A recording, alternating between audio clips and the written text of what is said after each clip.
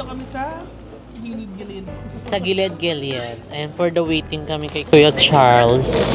And dahil pinunta niya yung mga nabili naming mga pangpasalubong sa sasakyan. So, para wala na kami masyadong bitbitin. Tapos pupunta kami mamaya ng bilihan ng mga shoes. Kasi Cinderella na wala yung shoes niya. So, kailangan niya ng shoes. Para may magamit siya sa Sa ball. Sa ball. Sa ball. Sa grand ball, diba? So, ayan. Inaano muna namin, enjoy lang muna namin yung moment dito. Ayan. Sa lilim. For the sightseeing. Diba? Dito sa tapat ng Under Armour. Tapos yung, stop nila parang charing. Charing. Hanap kami noon. Oh. Kamusta naman te ang buhay sa Amerika? Patay Masayang, kalagot. dito kasi, ewan ko lang nung nasa Pilipinas kasi ako dati, madali kang, paano ba? Yung paglabas mo, may makausap ka agad. Dito, walang masyadong ganun. So parang simple lang, bahay, trabaho. Madali lang yung schedule mo. Walang marites. Pero namimiss ko rin yung mga marites, in fairness, no? Ayun. Hindi naman kasi ako nakakapagtrabaho sa Pilipinas, no? Kaya hindi ko alam kung anong experience magtrabaho doon. Dito na yung first work. Yeah, dito na talaga yung first work ko. Ang una kong trabaho is cashier sa Toys R Us nung nag-iintay pa ako ng NCLEX. Dati kasi mahaba ang proseso ng NCLEX. 6 months bago sila nag-reply. So nag-cashier muna ako sa Toys R Us habang nagre-review ng NCLEX. Tapos nung lumabas na nung pwede na ako mag-exam, in fairness, pumasa naman agad. Naalala ko pa noon kung ano yung celebration namin pagpasa ko, kumain kami sa buffet. Ang saya-saya ko pa noon. Kaso, 2008 yun, kasagsagan nung nursing leakage, yung issue sa Pilipinas.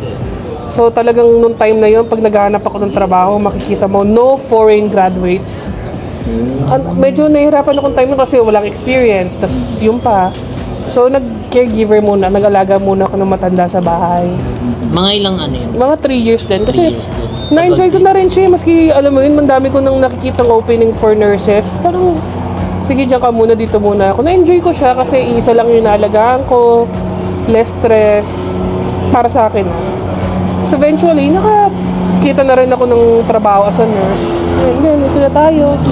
Dito na sa tabi na. I-practice mo na yun. Na-practice ko na. Ang specialty ko is yung tinatawag na home health. Ano yun, nagbabahay-bahay ako. Puntahan ko yung pasyente sa bahay. Depende kung ano kailangan nila. Minsan, gagamutin yung sugat. O kaya minsan meron silang IV. Hindi glutatay. Mga antibiotic, ganun. Labs. Bahay-bahay talaga. Home care? Parang ganun, home care. Imbis na sila yung pupunta sa ospital or sa doctor's office, Ikaw na mismo. pinupuntahan namin sila doon. So, yeah. Gusto ko siya kasi mas medyo hindi siya ganun ka sa ospital kasi feeling ko lang hindi pa ako nakapagtrabaho sa ospital, parang mayat maya may hectic na talagang sa home health mas medyo banayad ng kaunti. Hawak mo yung oras mo, tapos maasikaso mo ng maigi yung pasyente mo sa bahay niya, no? Ayun, kaya para sa akin rewarding experience siya. Ang medyo mahirap lang yung driving kasi minsan kung saan nakatira. Pupunta, minsan traffic. Minsan yung parking, walang parking. Yun lang naman yung challenges. Pero ngayon, medyo siniswerte-swerte kasi taga-Antioch ako. Nandun na yung area ko mismo. Kaya hindi na ako nahirapan mag-area. Dati kasi Antioch ako nakatira, ang area ko pa malayo. Umaabot ako ng 1 hour away. Minsan Vallejo, Fairfield, Vacaville, or Fremont. Yun yung medyo bago-bago pa ako. Siyempre pag bago-bago ka, hindi ka muna pwede mag-choosy. Yeah. Ano yun? Sa isang araw, isang pasyente? Ay hindi, mga apat hanggang 5. Yeah. Depende sa company. Yung company ko dati, 5. Yung ngayon, 4 na lang. Mga ilang oras mo yun inaano? Mga sa isang pasyente, 1 to 2 hours. Ganun. Minsan pag mas simple, mas madali. Mas mga short time lang. Short time. Balita ang nangyari. Yung company nagbibigay sa iyo ng ng pasyente kung sino yung mga pupunta. May na rin yung kumbaga doctor's order, yun. Kasi hanggang gumaling na sila, tsaka ko na sila i-discharge. Minsan, unfortunately, hindi sila gumagaling. Pero, natunod, no? Bihira lang naman nangyari yun. Mga 98% of the time, gumagaling naman sila. Yun. Pag gumaling sila, yung pag i-discharge mo sila, may halong, saya na may halong lungkot, syempre mamimiss mo na, lalo na yung matagal mong pinupuntahan, No. lalo pag complicated.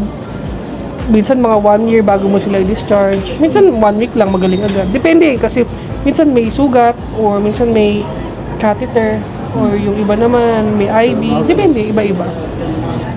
Ano, mayroon din dumadating sa point na parang ano ka, yung parang nasasaktan ka kapag Yeah. kunyari magde-discharge na sila, yung parang napamahal. Yeah, meron naman. Nakakaiyak dun yung, lalo pag yung lolo't lola. Kasi feeling mo talaga, no, kung lolo't lola mo sila, dinadalaw mo sila. Alam mong mamimiss mo sila.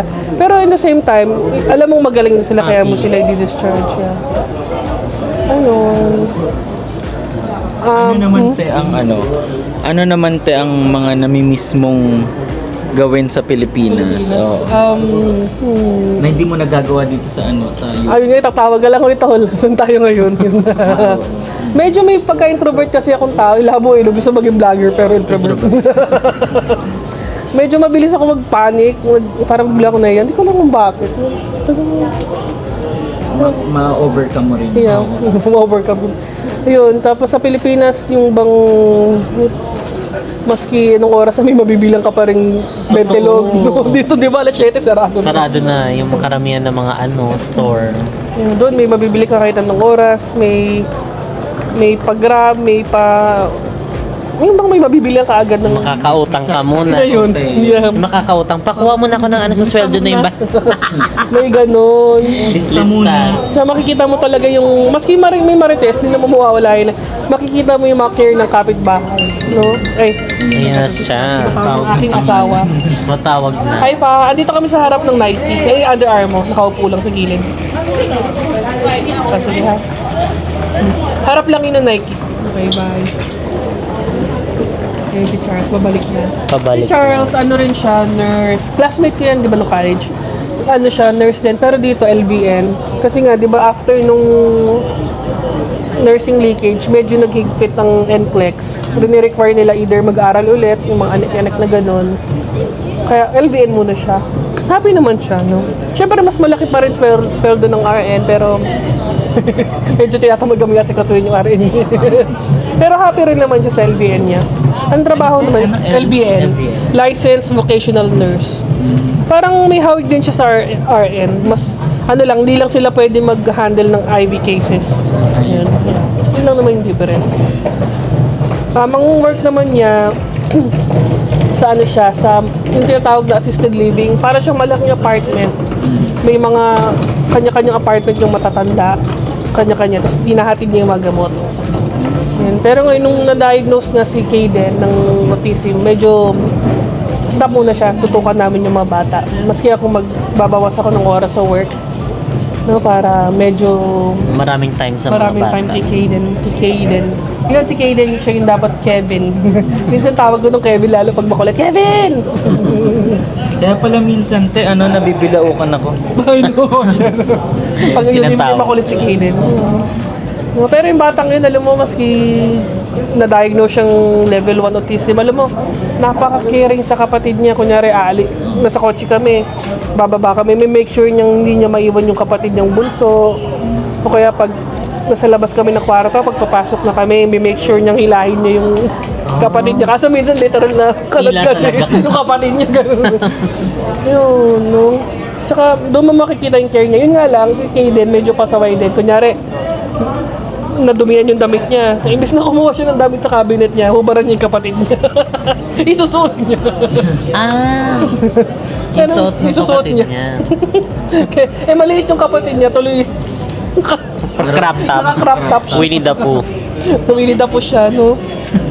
Opposite siya eh. Si Kaden, ang tangkad para sa age niya. Si Clay yung bunso, maliit para sa age niya. Kaya talagang double double yung laki. Tsaka pag, kunyari may kainan, Hindi niya kakalimutan yung tatawagin niya yung kapatid niya. Para sumabay kumain. Kaya alam mo yun, kaya maski nung na-diagnose siya, sa isip namin, no, it's just a diagnosis. Kasi alam namin, he'll be okay, no? Yun. Mga everything happens. For a reason. Tama ba? Tama. Tama yung English, so, di ba? Taray, nakapag-English siya. Kaya siya. Ano mo yun kasi? Favorite line. Kaya, ay, yun palang medyo challenging dito sa Amerika, no?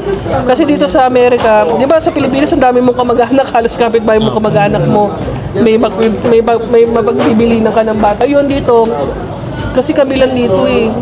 Yun ang parang medyo kinakatakot no, paano pag wala na kami, no, paano sila Kaden. Eh, ano na rin, blessing na rin na buti tatlo sila magkakapatid. Kaya kahit anong mangyari, sama-sama silang tatlo. No? Mag-aalagaan Magdadamayan sila, mag-aalagaan sila. No? I know, di ba? Nandito kami. Puntahan namin sila dito. I know. Kami na yung magkikare sa kanilang tatlo. Kaso pag nadumiyan yung damit, amin yung damit na ubarin. Ubarin niya. Minsan dede. Kukunin niya yung dede ng kapatid niya. Medyo dumi-dede pa yun eh. Pero ano lang, pampatulog lang niya. Pag nakubos yung kanya, isasalin niya. Kukunin niya yung dede ng kapatid niya, isasalin niya sa kanya. Pagkaiba kasi yung chupo niya, ayun yung chupo ng kapatid niya. Yung gatas lang. Yung gatas lang. Ang cute ni Kaden. Kaden boy. So Kaden, if you're watching this, we love you. Yes, hi Kaden. We love you so much. Kevin, Ate Jessica. Jessica. Jessica. Jessica. Kuya Kevin and Ate Jessica. Hello. Remember, dapat pangalan mo Kevin. Ay, ng ate mo eh. Bin yun daw. Si Kaylee kasi ang nagpangalan sa kanyang Kaden. Yung ate niya. Si ate. Si ate Kaylee. Okay. Wala, edi minion pala ako. Minion nga. Minion nga ako. Ayun. Kaylee. Si Kaylee ko yung panganay, 14 Kylie. years old. Si Kaden 5. Medyo malaki kasi yung pagitan nila kasi di ba nag-LDR muna kami mag-asawa. Nabuntis ako, umalis ako, LDR muna. Tapos pagbalik ni Charles, syempre ipon-ipon muna. Tapos naipon na. Naipon na. Ayun. Yan na, nabuo Yan na si na. ano. Nabuo na. Nabuo na siya. Tapos after 1 year, si Clay. Next naman si That- Jessica. Si Jessica. Si Jessica. Jessica, support. Ay, alala. Jessica, support. Support. Jessica, support. Ayun, yan ang kwentong buhay nurse sa Amerika. Tsaka hindi rin po biro, no? Ang ano dito dahil mataas ang Cost of living. Yes, yun nga lang. Oh, malaki sweldo. Tapos na ko sa feeling, no? yun ang ano yun yung stereotype guys ng mga ano ng iba na nasa Pilipinas na hindi porket kala nila pagka Nasa ibang bansa. nasa ibang bansa sobrang ano na daming pera ganun. Malaki nga ang kita, malaki ang kita pero Gastos. malaki din ang Kumbaga gastos. 1:1. Di ba $1 sa Pilipinas 58 yun? Pero di, kumbaga dito, piso yun. Parang piso lang Piso nila. lang. Kaya ayun. Ayun. Wag natin lahat iasa guys sa Totoo. ating mga pamilya abroad yung mga ano, 'di ba? Yung mga Sa pangangailangan. Maging thankful and yung grateful. mga OFW, talaga ako, minsan nakaka-heartbreak pag nakakita ko ng kwento sa vlogs, di ba? Hindi bali guys. Oo. May papanalo din natin yan. God is good all the time. Aba, syempre. Aba, syempre O, po. di ba kabisado ko? Mga OG BNT fans. Kainan na. Kain ang buhay squatter. Ang buhay ng squatter.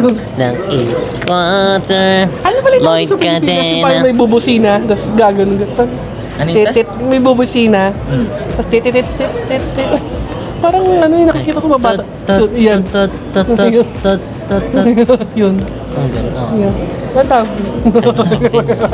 Basta yun, nakikita ko Parapanood lang. ko din yun sa ano, Ayun, no, Facebook. nandito kami sa California, pero updated kami sa sa ganap ng Ganap sa Pilipinas. Pinas. Oo, pati yung ano nila, mga sounds nila ate, mga rap, rap, Pinoy song, talagang R&B, ano yung R&B ba tawag doon? R&B, Pinoy rap. Kabog talagang, kahit nandito kayo, hindi nyo talaga inaano yung kinakalimutan yung Kaya Pinas. feeling namin minsan nasa Amerika, sa Pilipinas lang kami. Kasi halos lahat ng ano. no? Di bale next year. No? Target namin makauwi ng Pilipinas. Kami Yes. sa JK. Sam Gibson. Mag-i-invite ako ng maraming Saan branch ba yan, te? Kahit saan. Sa malapit sa Ayun na si Charles. Ayun na si Ay, nag-change outfit. Nagkakamali. Umuwi ako. Uminit siya. Change outfit. Hello, ayun na si Charles. Yeah. Ang gwapong-gwapong asawa. Oh. Ano pa yung shoes pa? Nagkataon. Hinanap talaga niya. Ano kami sapatos, guys? Ay, di talaga. Eto yung joystick niya. Kung gusto mo yan. Ano kami sapatos? Okay? Babush!